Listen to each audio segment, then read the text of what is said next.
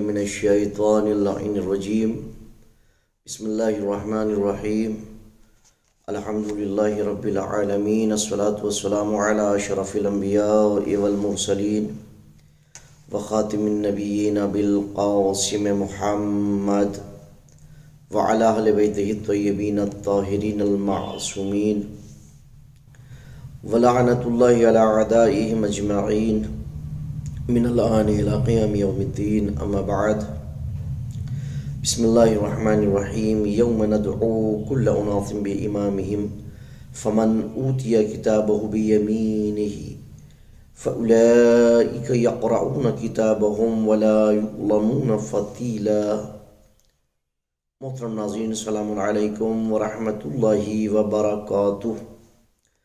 آپ حضرات کی خدمت بابرکت میں شناخت و معرفت امام عصر کی اہمیت کے عنوان سے آج حاضر ہوا ہوں اور اسی کے حوالے سے گفتگو کرنا چاہتا ہوں. اس سے قبل جو ہمارے ایپیسوڈ تھا اس میں ہم نے اسی موضوع کے تحت ہی جواب دیا تھا محمد علی مرزا کو، تو اس کے بہرحال ہم آپ کے بھی شکر گزار ہیں کہ آپ نے اچھا رسپانس دیا اور ٹیم کے آلوچہ ٹیم کے حوصلے بھی بڑھے اس سے. آج اسی گفتگو کو آگے بڑھاتے ہوئے، چونکہ بہت ہی اہم ہے امام عصر اجل اللہ تعالیٰ فرجہ شریف کی معرفت. جب تک معرفت نہیں ہے ہمارے پاس، ہم اپنے امام کو صحیح معنی میں پہچان نہیں سکتے ہیں. معرفت یعنی پہچاننا، اور معرفت اسی وقت حاصل ہوگی جب علم ہوگا، جب ہم امام کے بارے میں جانیں گے یا جاننے کی کوشش کریں گے. اور یقین مانیں کہ جتنا زیادہ ہماری معرفت میں اضافہ ہوتا جائے گا، یہ پست ترین افراد جو امام کے خلاف زبان کھولتے ہیں ان کی ہمت کند ہوتی چلی جائے گی. لیکن جتنا ہم امام کی معرفت سے دور ہوں گے اتنا ہی لوگوں کے حوصلے بڑھتے چلے جائیں گے. یہ ہمارے اوپر ہے کہ ان کے حوصلوں کو بڑھانا ہے یا ان کے حوصلوں کو پست کرنا ہے. یاد کرو اس دن کو جب سارے لوگ اپنے اماموں کے ساتھ بلائے جائیں گے. یوم ندعو کل اناس، یاد کرو اس دن کو جب سارے لوگ اپنے اماموں کے ساتھ بلائے جائیں گے. جس کا نام ہے عمل اس کے دائیں ہاتھ میں دیا جائے گا. وہ لوگ اپنے نام عمل پڑھنے لگیں گے اور ان پر ذرہ برابر بھی ظلم نہ کیا جائے گا. یعنی جو بھی مومن ہے، جو ایمان لائے، اور بالاخص جو امام عصر اجل اللہ تعالیٰ فرجہ شریف پر ایمان لائے. چونکہ انسان اگر خدا پر یقین رکھتا ہو، رسالت پر یقین رکھتا ہو، امامت پر یقین رکھتا ہو، لیکن شرط کے ساتھ، جو شخص قیامت کو بھی مانتا ہو، قرآن کو بھی مانتا ہو، سب کچھ مانتا ہو، لیکن اگر مہدی موعود کے بارے میں شک رکھتا ہے، سب کچھ اس کا بیکار ہو جائے گا. سارے نام اعمال اس کے نام اعمال کچھ نہیں رہے گا. یعنی کوئی عمل قبول نہیں ہوگا، چاہے وہ خانہ کعبہ کے نزدیک ہی نماز کیوں نہ پڑھتا ہو. زندگی بھر وہ وہی نماز پڑھتا ہو اور زندگی بھر وہ روزہ رکھے، ہر وقت وہ قرآن مجید کی تلاوت کرے، سجدے پہ سجدے کرے، لیکن اگر مہدی موعود پر شک رکھتا ہے کہ ہے یا نہیں ہے اور نہیں پہچانتا، تو کوئی فائدہ نہیں ہے. کوئی فائدہ نہیں ملے گا اس کی عبادت کا. عبادت کا فائدہ اسی وقت ملے گا جب شیعہ اثنا عشری ہوگا، یعنی 12 اماموں کو مانتا ہوگا، اور 12 اماموں کو اس طرح مانتا ہوگا جیسا کہ وہ حق رکھتے ہیں، تب فائدہ ملے گا. اب یہ ہمیں بھی غور کرنا ہے کہ ہم اپنے ائمہ علیہ السلام کو کس حد تک مانتے ہیں. اس طرح مانتے ہیں جیسا ماننے کا وہ حق رکھتے ہیں، یا بس ہم اپنی مرضی کے مطابق مانتے ہیں جتنا ہم چاہتے ہیں. یہ ہمیں غور کرنے کی ضرورت ہے. اس دن کا کہ جس کا خدا نے وعدہ کیا اور اس کا واقع ہونا حتمی و یقینی ہے، اور اس روز سارے انسان اپنے اماموں اور پیشواؤں کے ذریعے پہچانے جائیں گے. اب جس نے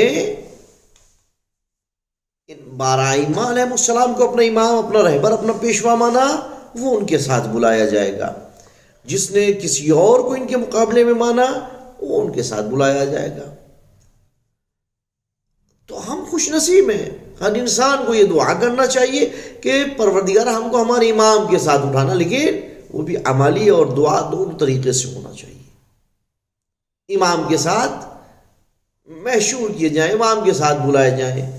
اب جس نے ان کو اپنا پیشوا اور رہبر مانا، جو علی کے مقابلے میں آئے، خدا ان کو ان کے ساتھ اٹھائے، اور ہم سب کو پروردگار عالم ہمارے اماموں کے ساتھ بلائے،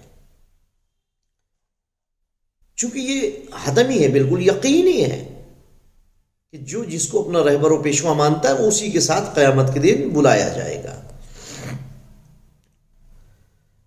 اور پیشواؤں کے ذریعے پہچان بھی ہوگی انسان کی۔ پھر اس روز محشر کون میری مدد کرے گا اور کون میری مشکل کو حل کرے گا، اس بنا پر امام کی معرفت کا نقش و اثر ایک فیصلہ کرنے والا اور با مقصد اثر و نقش ہے۔ کیوں بلایا جائے گا امام کے ساتھ؟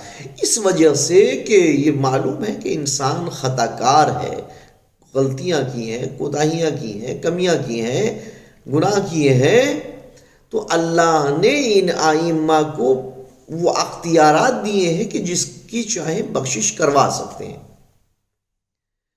کہیں پر ضرورت پڑ رہی ہے تو امام ہماری بخشش کرا سکتے ہیں۔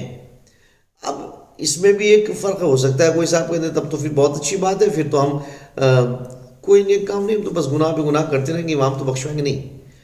وہ پہلے ایک دو لوگ ہیں، ایک وہ ہے جو کوشش کرتا ہے کہ گناہ نہ کرے لیکن انجانے میں گناہ ہو گیا اور توبہ بھی نہیں کر سکا اس کے بارے میں، چونکہ انجانے میں ہوا ہے گناہ، یا کوشش کر رہا تھا کہ نہ ہو لیکن ہو گیا اور یہ جان رہا ہے کہ گناہ ہو گیا۔ اور ایک وہ نہیں جان بوجھ کے گناہ در گناہ، گناہ در گناہ کر رہا ہے، تو ظاہر سی بات ہے کہ اس کی بخشش امام کروائیں گے کہ جس نے عبادت بھی کی ہے اور کوشش کی ہے کہ گناہ نہ ہو۔ ایک وہ ہے کہ جس نے عبادت نہیں کی لیکن گناہ در گناہ کرتا گیا ہے، تو اس کی بخشش نہیں ہے۔ باقی اللہ کی رحمت ہے، وہ جس کے شامل حال ہو جائے تو اس میں کوئی کچھ نہیں کہہ سکتا ہے، وہ جس کو چاہے بخش سکتا ہے، جسے چاہے معاف کر سکتا ہے۔ لیکن ہاں یہ حتمی بالکل واضح ہے کہ جو بھی اہل بیت اطہار بالخصوص امام کے حق کا منکر ہے، اس کے اعمال چاہے ایک بھی گناہ نہ ہو لیکن اس کے اعمال قابل قبول نہیں ہے، اور امام کی امامت کا اقرار کیے بغیر وہ جنت میں نہیں جا سکتا ہے۔ تو یہ امام ہماری مدد کریں گے روز محشر، وہاں پہچان بھی ہوگی یہ فلاں امام کے ماننے والی ان کی امت ہے، لہٰذا ہم ایسوں کو اپنا امام مانیں کہ جو ہمارے لیے باعث عزت ہوں اور ہم اپنے امام کے لیے باعث عزت ہوں، چونکہ خود امام باقر علیہ السلام نے فرمایا کہ ہمارے لیے باعث زینت بننا۔